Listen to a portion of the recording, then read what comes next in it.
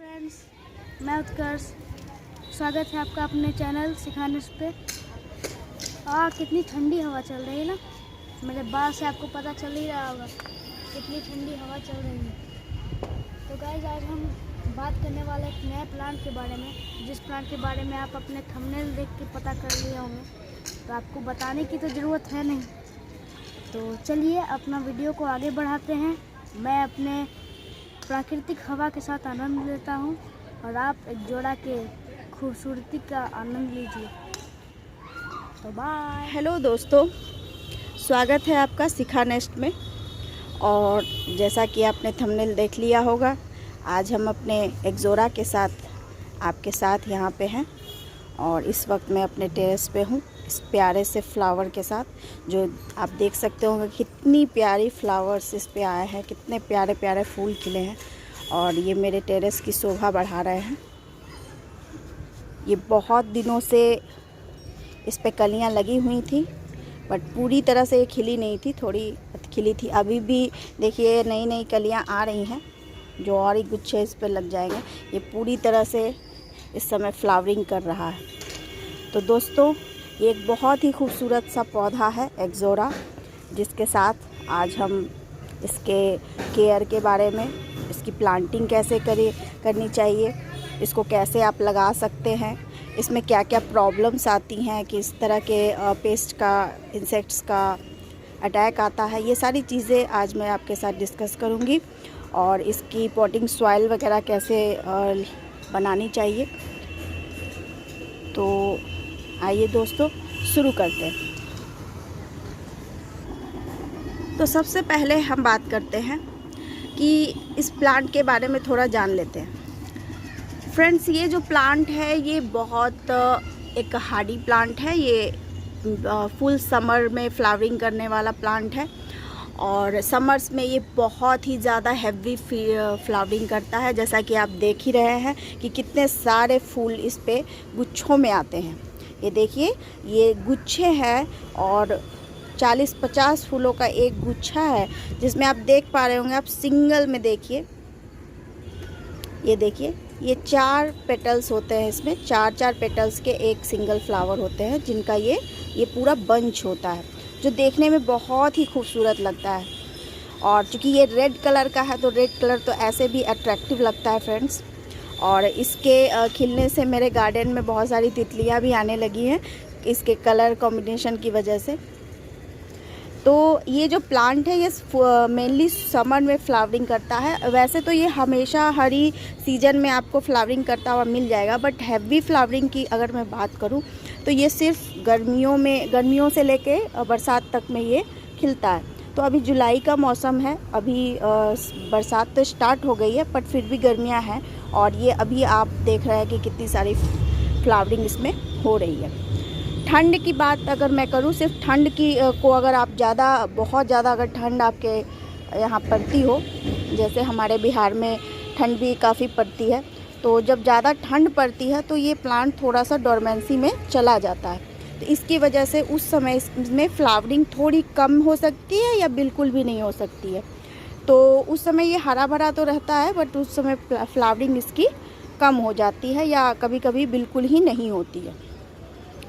बाकी इस ठंड के मौसम को छोड़ दे तो ये लगभग सारे साल आपको फ्लावरिंग देता रहता है, थोड़ा या कम जो मिला जुला कर। तो अगर आप इसका रख रखाव सही से करते हैं, इसको अच्छे से प्रॉपर केयर करते हैं, तो आपको सालों भर इसकी खूबसूरत और ज़्यादा फ्लावरिंग देखने को मिलेगी। देखिए, ये आप देख सकते हैं कि नीचे से ब्रांचेस में भी फ्लावर आए हैं। ऐसा नहीं है कि सिर्फ ऊपर में। ये देखिए, ये सारे फ्लावर आपको गुच्छों में दिख रहे हैं और इधर देखिए कलियां भी लगी हुई हैं अभी, जो भी और खिलनी बाकी है। तो फ्रेंड्स, ये एक हार्डी समर प्लांट है और एक तरह से आप कहो तो ये सदाबहार भी कह सकते हो इसको, हमेशा हरा भरा और फूलों से लदा रहने वाला प्लांट। अब बात मैं करूँ इसके मिट्टी की, इसको आप कैसे लगा सकते हो, किस तरह की मिट्टी इसको चाहिए। तो नॉर्मली फ्रेंड्स, मेरे सभी गमलों में मैंने एक ही तरह की मिट्टी लगाई है, इसमें कोई अलग से कुछ बताने की चीज़ नहीं है। बहुत कम ही ऐसे पौधे होते हैं जिसको कुछ डिफरेंट तरह की मिट्टी की ज़रूरत होती है। तो बस इसमें एक ही चीज़ किसी भी पौधे को चाहिए होता है कि उसमें पानी बहुत ज़्यादा खड़ा ना रह सके, वो बिल्कुल पोरस मिट्टी उसको मिलनी चाहिए, जिसमें नमी तो बनी रहे लेकिन उसमें पानी जमा ना हो सके, मिट्टी आपस में चिपकनी नहीं चाहिए। तो इसके लिए आप 50% मिट्टी ले लीजिए, उसमें 30% आप सैंड मिला लीजिए और 20% आप खाद मिला सकते हैं। खाद में आप सड़ी हुई गोबर की खाद ले सकते हैं या फिर वर्मी कंपोस्ट ले सकते हैं या फिर किचन कंपोस्ट भी आप ले सकते हैं या फिर आप लीफ कंपोस्ट ले सकते हैं। फ्रेंड्स, किचन कंपोस्ट का ही मैं ज़्यादा यूज़ करती हूँ। घर में जो जितने भी किचन से निकलने वाले छिलके होते हैं या जो भी आपके किचन वेस्ट होते हैं उनको मैं एक टब में डालकर उसको सड़ाती हूँ और अच्छे से वो 3 से 4 महीने में लगभग कंपोस्ट तैयार हो जाते हैं। तो किचन कंपोस्ट जो तैयार होते हैं लगभग 4 से 4.5 महीने लगते हैं और ये मैं बदलते रहती हूँ। इससे मेरा किचन का जो वेस्ट है वो भी यूज़ हो जाता है, ज़्यादा कचरा नहीं फैलता है और सारे के सारे फ्लावर्स मेरे बहुत ही ऑर्गेनिक तरीके से ग्रो करते हैं, जो बिल्कुल मैं कहूँगी कि उनके न्यूट्रिशन के लिए ये बहुत ही हेल्दी होता है। तो मैंने अपने टेरेस पे जितनी भी फ्लावर लगाए हैं या सब्जियां लगाई हैं वो उन सभी में मैंने किचन कंपोस्ट या लीफ कंपोस्ट का ही यूज़ किया है। लीफ कंपोस्ट भी उसी तरह से बना सकते हैं, जितने भी गार्डन के पत्ते जो सूख कर गिरते हैं या सब्जियों के या आसपास के, तो वो सारे मैं कलेक्ट करके उनको कंपोस्ट में कन्वर्ट करती हूँ और फिर उसको यूज़ करती हूँ। इसके अलावा जो गोबर की खाद होती है, जो लिक्विड खाद के बारे में मैंने पहले भी वीडियो में आपको बताया हुआ है कि आप गोबर की खाद को सरसों की खली और नीम की खली थोड़ी सी मिलाकर आप उसको और वर्मी कंपोस्ट अगर उसमें मिलाना चाहें तो मिला सकते हैं, अदरवाइज कोई नेसेसरी नहीं है। उसको आप कम से कम 6-7 दिन के लिए सड़ने को दे दें और पानी के साथ, और उसके बाद उसको डेली बस एक छायादार प्लेस में रख दें और डेली एक बार उसको बस आप टर्न कर दें, एक बार मिक्स कर दें और फिर से ढक कर रख दें। उसका जो लिक्विड तैयार होता है 7 दिन के बाद, उस लिक्विड को आप 10 टाइम्स पानी के साथ मिलाकर अपने पौधों में, सब्जियों में आप दे सकते हैं। इससे हेल्दी ऑर्गेनिक खाद मुझे नहीं लगता कि कोई भी और होता है। तो इस केयर के बाद किसी भी प्लांट में मुझे नहीं लगता कि कोई भी अदर खाद की ज़रूरत होती है। एक्सेप्शनल है कि अगर उसमें किसी तरह के कीड़ों का अटैक हुआ है या कुछ और ऐसी चीज़ें हैं जो जिसकी उनमें कमी हो गई हो तो आप ये कर सकते हैं, अदरवाइज़ किसी और चीज़ की ज़रूरत नहीं होती। तो मैं भी इन फूलों को बस यही खाद देती हूँ रेगुलरली, महीने में एक बार मैं ये ज़रूर करती हूँ। आप इसको महीने में एक बार कर सकते हैं या 20 से 25 दिन के अंतराल पर एक बार ये खाद अगर आप अपने प्लांट को दीजिएगा तो आपका जो प्लांट है बिल्कुल हंसता मुस्कुराता और खिलखिलाता रहेगा, जैसे कि मेरा ये प्लांट आज मुस्कुरा रहा है। तो दोस्तों, मिट्टी की अगर हम बात करें तो जैसे देखिए मिट्टी आप देख रहे होंगे, है ना, इसकी मिट्टी आप देखिए दोस्तों, ये जो मिट्टी है आप देख पा रहे होंगे कि इसकी मिट्टी कैसी है। ये देखिए, ये मिट्टी बिल्कुल भुरभुरी है, तो इसकी मिट्टी में पानी ठहरना नहीं चाहिए। अब देखिए, इसको जब मैं मुट्ठी बांध रही हूँ तो हल्की सी ये मुट्ठी बंध रही है, तो बस हल्की सी इसमें नमी इसकी मिट्टी में होनी चाहिए। फ्रेंड्स, इसको नमी पसंद है, इसकी मिट्टी सूखनी नहीं चाहिए, इसको हमेशा हल्की सी मिट्टी में नमी की ज़रूरत होती है। ये आप देख रहे होंगे एक सूखा सा, ये क्या है, तो ये मेरा येलो कलर का एक बोगनवेलिया था जो कि बहुत ही प्यारा प्लांट था, बट तूफ़ान के समय जब बहुत तेज़ बारिश और तूफ़ान आया था तो वो गमला मेरा पूरा टूट गया और उसके जड़ ही वो जड़ से ही पूरी तरह से ख़राब हो गया। तो उसको मैं लाख चाह कर भी बचा नहीं सकी फ्रेंड्स। और वो मेरा बहुत ही प्यारा येलो कलर का बोगनवेलिया था। तो उसी का एक ब्रांच मैंने यहाँ पे कटिंग के बाद लगा दिया था। तो इसको मैं यहाँ से हटा नहीं रही हूँ कि शायद ये पनप जाए।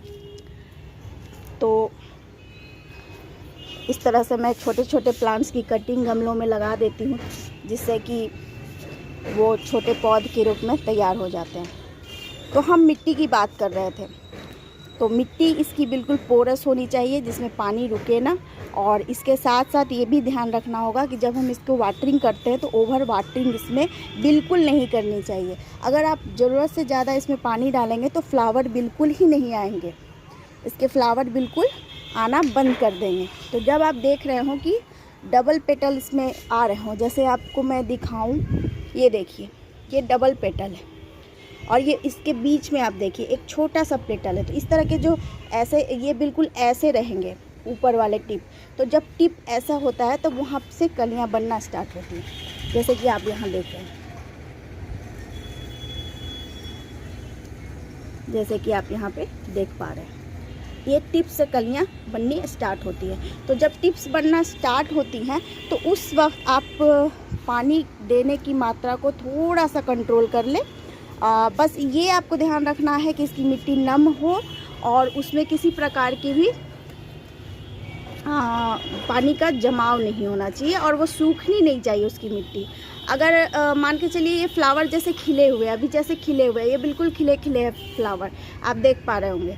अगर मैं इसमें पानी देना बंद कर दूं 1-2 दिन या एक दिन भी अगर मैं देना बंद कर दूं और इसकी मिट्टी बिल्कुल सूख जाए एकदम से, तो उस वक्त क्या होगा कि ये जो फ्लावर है बिल्कुल मुरझाए मुरझाए से दिखेंगे, ये खिले खिले से नहीं दिखेंगे, ये बिल्कुल मुरझाए मुरझाए से दिखेंगे। तो ये चूँकि ये एक बार प्लांट खिलने के बाद लगभग 1 सप्ताह या 10 से 12 दिन 15 दिन तक भी कभी कभी रह जाता है ये गुच्छों में, तो बहुत ही खूबसूरत लगता है। अगर इसको पानी आप अच्छे से नहीं दीजिएगा तो ये जल्दी ही मुरझाकर सूख जाएंगे। तो फ्रेंड्स, इसको पानी की मात्रा भी बहुत ही संतुलित तरीके से देनी होती है और ज़्यादा पानी की इसको ज़रूरत नहीं होती है। रही बात इसके प्रॉपर प्लेसिंग की, तो प्रॉपर प्लेसिंग में आप ये फुल सन का पौधा है, समर का पौधा है, तो इसको पूरा धूप आपको चाहिए, दिन भर का धूप आपको इसको देना होगा। दिन भर की धूप अगर आप इसको देते हैं तो ये बहुत अच्छे से ग्रो करता है। लेकिन जब बहुत ज़्यादा टेम्परेचर हो, जैसे कि हमारे यहाँ मई जून में आप जानते हैं कि कितनी तेज़ गर्मी होती है, तो ऐसे मौसम में आप इसको दोपहर की तेज़ धूप से आप बिल्कुल बचा के रखें। ऐसे में क्या होता है कि जो पत्ते होते हैं वो बिल्कुल पीले होने लगते हैं और पीले होकर वो साइड से यहाँ से बर्न होने लगते हैं। आप देख पा रहे होंगे कि कहीं कहीं पे ये पुराने पत्ते हैं जो आप कहीं कहीं पे देख रहे होंगे साइड से बर्न है। तो ये गर्मी का मौसम, चूँकि अभी बारिश हुई है, तो बारिश एक्चुअली ये प्लांट मेरा तेज़ आंधी तूफ़ान के टाइम में काफ़ी चोटिल हुआ था और उस समय हमारे यहाँ तूफ़ान के टाइम में बारिश के साथ साथ ओले पड़े थे। तो आप देख पा रहे हो ये पत्ते बिल्कुल फट गए हैं, ये सब ओलों से हुआ है। जब बड़े बड़े ओले पड़े थे यहाँ पे, बर्फ़ के टुकड़े, तो ये सब देखिए, ये देखिए, ये पूरे पत्ते फट गए थे और उस समय ये बहुत ही घना था। उसी समय ये फ्लावरिंग करने वाला था, लेकिन ये पूरे पत्ते बिल्कुल फट गए थे और ये चोटिल हो गया था मेरा प्लांट। देखिए ये पत्ते अभी भी ऐसे हैं। तो मैंने कुछ पत्तों को तो जो ज़्यादा ख़राब थे उनको निकाल दिया और ये बाकी बचे हुए जो प्लांट के पत्ते थे वो अभी भी हैं और ये उसके बाद फिर नई ग्रोथ आई है, उसमें ये फ्लावरिंग हो रही है।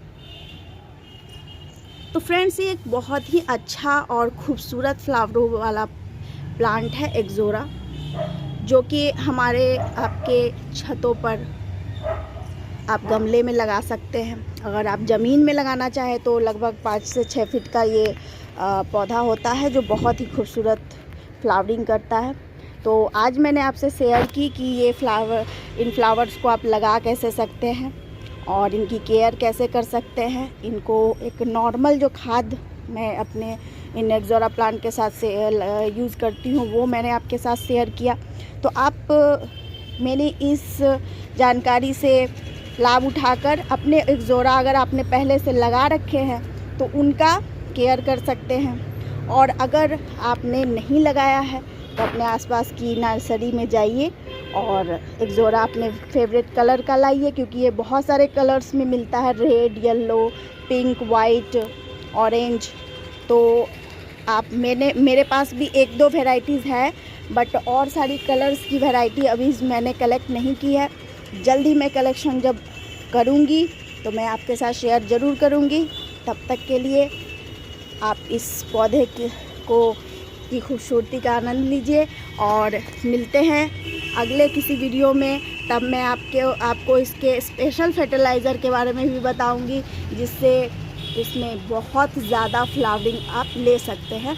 आप केमिकल फर्टिलाइज़र के बारे में भी बताऊंगी और मैं ऑर्गेनिक के बारे में भी बताऊंगी। तो एक फर्टिलाइज़र के लिए मैं अलग से सेशन रखूंगी आपके लिए, सिर्फ एक्ज़ोरा पर। तो तब तक के लिए फ्रेंड्स, आप लोग अपना ख्याल रखिए और प्लांटिंग करते रहिए। तब तक के लिए हैप्पी गार्डनिंग, बाय बाय।